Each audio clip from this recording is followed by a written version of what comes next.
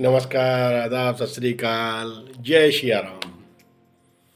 कल हमारे आराध्य, हमारे पूजनीय, हमारे भगवान श्री राम कल अयोध्या में विराजमान हो गए। कल उनकी प्राण प्रतिष्ठा बड़े शुभ तरीके से संपन्न हुई। दोस्तों, हमारे भगवान राम को अयोध्या में पुनः स्थापित होने के लिए ना हम लोगों को 500 बरस तक संघर्ष करना पड़ा। दोस्तों, समझ नहीं आता कि हमारे को अपने ही देश में भगवान राम को अयोध्या में स्थापित करने के लिए इन कोर्ट कचहरी चक्कर क्यों लगाने पड़े। क्यों नहीं लोगों ने चीज़ों को समझा और उसको आसानी से सुलझा दिया। ये राजनीतिक ड्रामे, कोर्ट कचहरी के चक्कर क्यों चलते रहे। इनमें कुछ हासिल हुआ? कुछ हासिल नहीं हुआ। दोस्तों, भगवान राम पहले अयोध्या में ही थे, उनका महल भी वहीं बनाया गया था। लेकिन जब औरंगजेब भारत आया तो उसने आके मंदिर को तोड़ के वहाँ मस्जिद बना दी। ये समझ नहीं आता औरंगजेब ने ऐसा क्यों किया। क्या पहले ज़मीन नहीं थी? बहुत सारी ज़मीनें पड़ी हुई थी, बहुत सारा एरिया खाली पड़ा हुआ था जहाँ पर वो मस्जिद बन सकती थी। लेकिन उन्होंने हमारे सनातन धर्म के अस्तित्व को मिटाने के लिए मंदिर तोड़ के मस्जिद बनाई। आप पुराने इतिहास उठा के देख लीजिए, जहाँ पहले क्रम में शिव जी का मंदिर था वहाँ तोड़ के मस्जिद बना दी गई। जहाँ भगवान कृष्ण का मंदिर था वहाँ तोड़ के मस्जिद बना दी गई। ऐसा सिर्फ और सिर्फ औरंगजेब ने किया, मुग़ल शासकों ने सिर्फ इसलिए किया कि उन्हें अपने मुस्लिम धर्म को आगे बढ़ाना था। अरे भाई, आपका धर्म तो वैसे ही आगे बढ़ रहा था। किसने रोका था धर्म आगे बढ़ने के लिए? क्या सनातन धर्म को तोड़ के ही आप मुस्लिम धर्म को आगे बढ़ाते? ये गलत किया। देखो जी, सच्चाई कभी न कभी निकल के बाहर आती है। हमारा सनातन धर्म सबसे ऊपर है, उसमें किसी के लिए कोई भेदभाव की जगह नहीं है। वो सभी को साथ लेके चलने वाला धर्म है, सभी का कल्याण करने वाला धर्म है। तो आज वो आके सच हुआ। भगवान राम पुनः अपनी जगह पर आके स्थापित हो गए। उनकी प्राण प्रतिष्ठा कल भगवान श्री राम की प्राण प्रतिष्ठा बड़े शुभ तरीके से संपन्न हुई है। हम सब उसके साक्षी हैं। हम सौभाग्यशाली हैं कि हमने अपने भगवान श्री राम को पुनः स्थापित होते हुए मंदिर में देखा। और ये सिर्फ और सिर्फ मोदी जी और योगी जी के चरण कमलों से निर्मित था, वो हुआ। हम सब उसके साक्षी बने।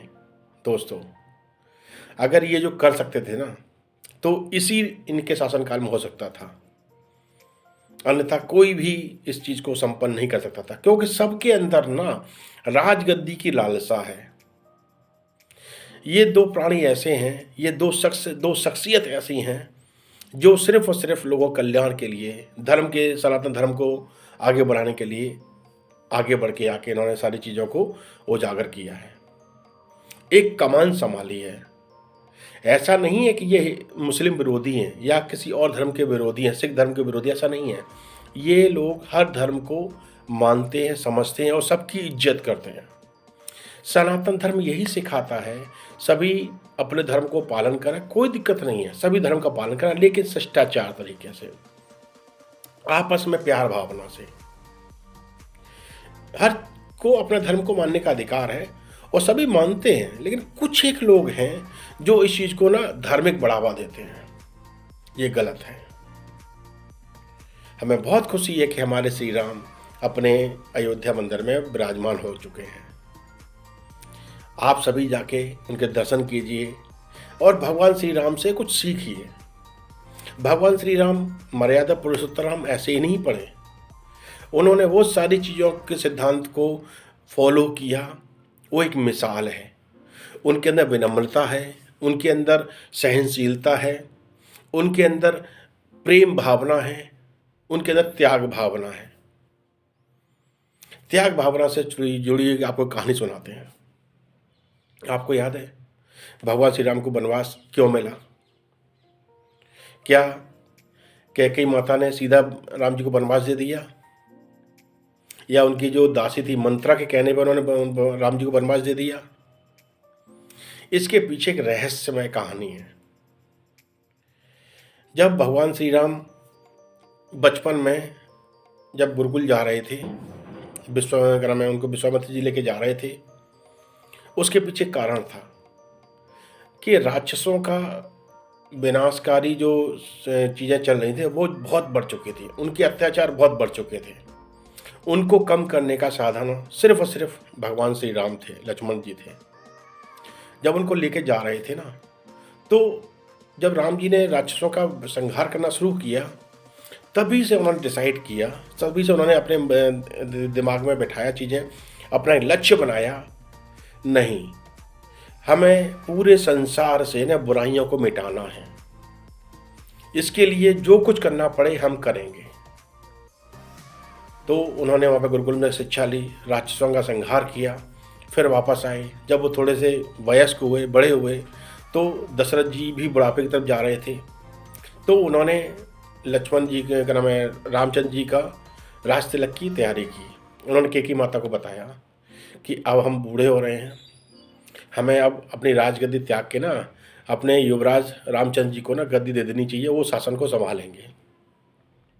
जैसे ही रामचंद्र जी के कानों में ये बात पहुंची, अब रामचंद्र जी ने तो पहले डिसाइड कर रखा था कि हमें पूरे संसार का उद्धार करना है, पूरे संसार से बुराइयां मिटानी है, सब जगह पर राम राज्य लेके आना है। खाली राम राज्य अयोध्या में नहीं होना चाहिए, पूरे विश्व में राम राज्य होना चाहिए। वो माता कैकेयी के पास गए। माता कैकेयी से उन्होंने विनती की कि माता आप हमारा एक काम करेंगे? अगर मैं पिताश्री से कुछ कहूँगा तो पिताश्री हमारी बात को नहीं मानेंगे, अगर आप हमारा साथ देंगे तो वो बात जरूर मानेंगे। आपने एक वचन लिया था, आपने पिताश्री से वचन लिया हुआ है कि आपके वचन को पूरा कर सकते हैं, और सिर्फ आप ही हैं जो हमारी इस क्या नाम है, हमारे जो लक्ष्य है उसको आप हमारी मदद कर सकते हैं। उन्होंने कहा कि माता अगर मैं अयोध्या का राजा बन गया तो मैं सिर्फ अयोध्या का ही भला कर पाऊंगा। क्या आप चाहते हैं कि आपका पुत्र सिर्फ अयोध्या का भला करे? माता जी, मेरा लक्ष्य बहुत बड़ा है, मैं पूरे विश्व में जितनी बुराइयां उन्हें ख़त्म करना चाहता हूँ, तो मेरे को अयोध्या का राजा मत बनाइए। आप भरत जी को अयोध्या का राजा बना दीजिए। मैं पूरे विश्व में जाके ना अपने बुराइयां जितनी फैली हुई हैं ना उन्हें ख़त्म करूँगा। कैकेयी बात सुन के दंग रह गई। कैकेयी ने कहा कि बेटे, जो आप हमसे ये करने को बोल रहे हैं ना, इसमें मेरा पुत्र मेरे से दूर हो जाएगा, मेरा पति मेरे से दूर हो जाएगा। कहते हैं माता, अगर हमारी मदद आप नहीं करेंगे तो मैं इतना बड़ा कार्य अकेले नहीं कर सकता, आपकी मदद के बगैर नहीं कर सकता। तो माता कैकेयी से वो विनती करके ना वो चले गए। माता कैकेयी नहीं मानी। जब माता कैकेयी नहीं मानी तो रामचंद्र जी तो भगवान थे, उन्हें तो पता था चीज़ें कैसे करनी है, क्योंकि उन्होंने जो तय कर रखा है वो उन्होंने ज़िंदगी में पूरा किया है। इस चीज़ को हासिल करने के लिए रामचंद्र जी ने ना जो उनकी मंत्रा थी उनके जुबान पे ना सरस्वती को आदेश दिया कि आप माता कैकेयी को राज्य कीजिए। तो कैकेयी ने जब सुना कि रामचंद्र जी का राज तिलक होने जा रहा है, तो ये बात वो पहले से उनसे डिस्कस कर चुके थे मंत्रा से, तो मंत्रा ने दोबारा से आके उनके कान भरने शुरू किए। उन्होंने कहा अगर रामचंद्र जी को राज तिलक मिल गया तो भरत को उनका दास बन के रहना पड़ेगा, तो आप भरत को राजा बनाइए, रामचंद्र जी को वनवास भेज दीजिए। इतने कान भरे कि माता कैकेयी मजबूर होके राजा दशरथ से उन्होंने अपना जो वरदान था वो मांग लिया, वचन मांग लिया। और राम दशरथ जी को मजबूर होके रामचंद्र जी को आदेश देना पड़ा कि आप 14 वर्ष के वनवास में जाइए और भरत जी राजा बनेंगे। ये सुन के माता कैकेयी का और दशरथ जी का रिश्ता खटास में आ गया। जब भरत जी को पता चला, भरत जी ने कैकेयी को माँ कहने से मना कर दिया। और भरत जी एक बहुत ही दयालु व्यक्ति थे। उन्होंने सारी कोशिशें की रामचंद्र जी को गद्दी बिठाने के लिए, वो नहीं बिठा पाए। रामचंद्र जी ने उनको डायरेक्ट कुछ नहीं कहा, लेकिन इनडायरेक्ट उनको समझा दिया कि आप राज तिलक संभालिए, मैं वन में जाके अपने माता पिता का, जो पिताश्री ने माताश्री ने जो आदेश दिया उसका मैं पालन करूँगा। तो वो चले गए और आप सब साक्षी हैं। 14 बरस में रामचंद्र जी ने सबरी जी का उद्धार किया, केवट का उद्धार किया, अंत में जाके रावण का उद्धार किया। क्या आपको पता है, क्या रामचंद्र जी ने कोई धर्म को कोई अपनाया नहीं? उन्होंने किसी भी नियम को पालन नहीं किया। रामचंद्र जी ने सारे नियम का पालन किया। रामचंद्र जी ने रावण का वध किया था? नहीं, रावण का वध तो पहले ही हो चुका था। उसके अहंकार ने, उसके की करतूतों ने रावण का वध पहले ही कर दिया था। रावण बहुत बुद्धिमान इंसान था। रावण को सारे वेदों का ज्ञान था। रावण को पता था अगर मेरा उद्धार होना है तो रामचंद्र जी ही मेरा उद्धार कर सकते हैं। ये सृष्टि है, इस सृष्टि में सबको एक नियम के अनुसार बनाया गया है। हर किसी को एक कार्य प्रणाली सौंपी गई है, उसके हिसाब से उसका जीवन चलता है। रावण ने सोचा कि मेरा उद्धार कैसे होगा, मैं रामचंद्र जी की पत्नी को हरण करूंगा, रामचंद्र जी आगे मेरा वध करेंगे तो मेरा उद्धार हो जाएगा। और यही सब कुछ हुआ। रामचंद्र जी ने रावण का वध किया और वहाँ का राजा उनके भाई विभीषण को बनाया। जब रावण का वध किया था तो उस समय सारे के सारे देवतागण वहाँ पर आके ना रामचंद्र जी को आशीर्वाद देने आए। वहाँ पर उनके पिताश्री भी आए। पिताश्री ने उनको आशीर्वाद दिया, आपने हमारा बहुत बड़ा नाम किया है, आपने पूरे के पूरे विश्व में चीज़ों को फैलाया है, आपने सबका कल्याण किया है, आपने हमारा नाम रोशन किया, आप हमारे बहुत अच्छे पुत्र हैं। रामचंद्र जी ने विनम्रता से कहा, पिताश्री, अगर मैं अपनी माता कैकेयी को शाप मुक्त नहीं करा पाया तो मेरा जीवन बेकार है। आप माता जी को माफ़ कर दीजिए, उन्हें क्षमा कर दीजिए, इसमें उनका कोई कसूर नहीं है।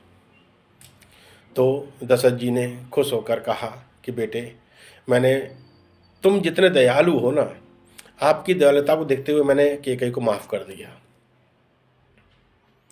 और उन्होंने उस क्षण भी सिर्फ और सिर्फ बुराइयों को ख़त्म करने का प्रयास किया। उनके मन में था कि मेरे कहने से माता ने हमें 14 वर्ष का वनवास दिलवाया, लोक कल्याण के वनवास दिलवाया, तो हमें उनको माफ़ करना बहुत ज़रूरी है। पिताश्री उनको माफ़ कर दें। तो पिताश्री के उनके कहने पर पिताश्री ने उनको माफ़ कर दिया। दोस्तों, भगवान श्री राम या सनातन धर्म ने कभी भी किसी चीज़ को हड़पने की कोशिश नहीं की। उसने सबको वो चीज़ आज़ादी दी है, बोलने की आज़ादी, अपने धर्म को अपनाने की आज़ादी। भगवान श्री राम उसके जीते जाते उदाहरण हैं। जब बाली का वध किया था तो वहाँ पर राजा बनाया गया किसको? सुग्रीव जी को। रावण का वध किया, वहाँ राजा बनाया गया विभीषण जी को। उन्होंने कभी किसी की चीज़ को हड़पने की कोशिश, अगर वो चाहते तो इन सब चीज़ों को हड़प सकते थे, लेकिन उन्होंने एक उदाहरण पेश करना था कि कभी किसी की चीज़ को हड़प के आप क्या नाम है, चीज़ों का मोल नहीं चुका सकते। चीज़ों का मोल चुकाना है ना, तो सबको सही राह दिखाओ, सबको स्वतंत्रता की आज़ादी दो। लेकिन कुछ लोग आज़ादी का गलत फ़ायदा उठा लेते हैं। इसी के चलते इतने सालों तक कोर्ट में केस चलते रहे, कई जज बदल गए, कई वकील बदल गए, कई पैरवी करने वाले बदल गए, लेकिन अब आके वो चीज़ साबित हो पाई, वो चीज़ मानी गई। आज अयोध्या में रामचंद्र जी की पुनः स्थापना हो पाई है। दोस्तों, कभी किसी को दबा के कुछ हासिल नहीं होता। देखो जी, जब ये कोर्ट का फैसला आया ना, तो राम मंदिर भी जगह दी गई, जगह अयोध्या में स्थापित की गई, और वहीं पर क्या नाम है, मस्जिद के लिए जगह स्थापित की गई है। इतने टाइम के बाद मंदिर तो बन के तैयार हो गया, लेकिन मस्जिद अभी तक बन के तैयार नहीं हो पाई। क्या जो लोग कोर्ट में क्या नाम है, पैरवी कर रहे थे, उनको जो फंडिंग हो रही थी, क्या अब वो मस्जिद नहीं बना सकते थे? लेकिन मस्जिद अभी तक नहीं बनाई गई। दोस्तों, यहाँ पर लोगों का इंटरेस्ट ये नहीं था कि सनातन धर्म को रोका जाए, या ये था कि वो मंदिर बनने से रोका जाए।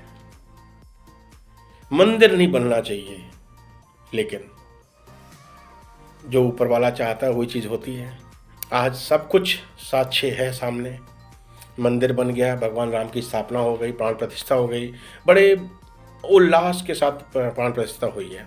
पूरे देश ने इसका जश्न मनाया है। हम चाहते हैं आप सभी लोग अपने परिवार के साथ जाके रामलला के दर्शन करके आएँ। मैं भी जाऊंगा, और जल्द ही हमें लगता है कि रामचंद्र जी बुलावा भेजेंगे, हम राम जी के दर्शन करके आएंगे, सब परिवार दर्शन करके, आप भी दर्शन करके आइए। और वहाँ जाके ना, जो रामलला की जो मूर्ति स्थापित हुई है ना, उसमें ना सारे के सारे भगवानों को दर्शाया गया है। पूरे मंदिर में ना, पूरे के पूरे मंदिर राममय किया गया है। हर जगह पर आपको रामचंद्र जी की कुछ न कुछ जो उनकी अच्छाइयाँ हैं उनको दर्शाया गया है, उसको भव्य बनाया गया है। आप भी जाकर उसका आनंद लीजिए। और जो लोग पैरवी कर रहे थे ना कोर्ट में कि राम मंदिर ना बने, उनसे निवेदन है, आपको जगह दे दी गई है, आप अपनी मस्जिद बनाइए। कभी किसी के धर्म को ना प्रताड़ित मत कीजिए, बुरा बुरा मत बोलिए।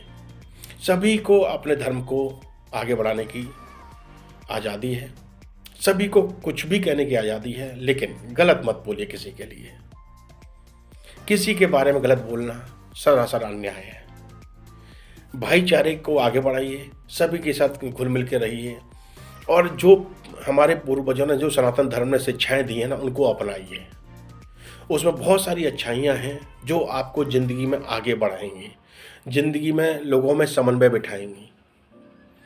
अच्छाइयों को अपनाइए, बुराइयों को मिटाइए। यही रामायण की रीत है, रामायण की एक सीख है। यूं ही मुस्कुराते रहिए, हंसते रहिए। फिर मुलाकात हो किसी टॉपिक के साथ। धन्यवाद, नमस्कार, जय श्री राम।